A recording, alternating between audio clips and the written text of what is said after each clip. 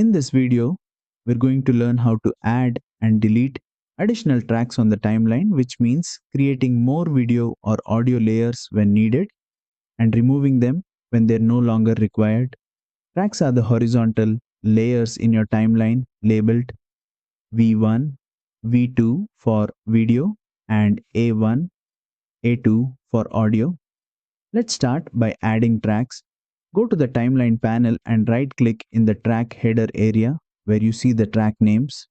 From the menu, choose Add Tracks. A window will appear where you can choose how many video tracks and audio tracks you want to add.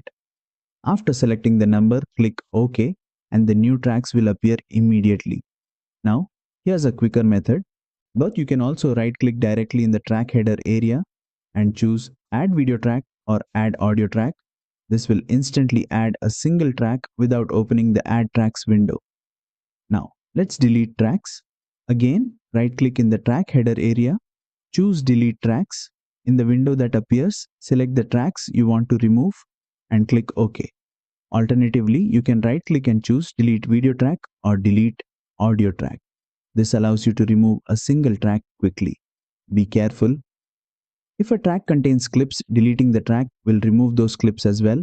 Adding tracks helps when working with overlays, graphics, music, or multiple audio layers. Deleting unused tracks keeps your timeline clean and easier to manage. And that's it.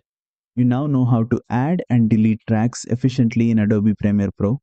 If this tutorial helped you, don't forget to like, share, and subscribe for more Adobe Premiere Pro tutorials.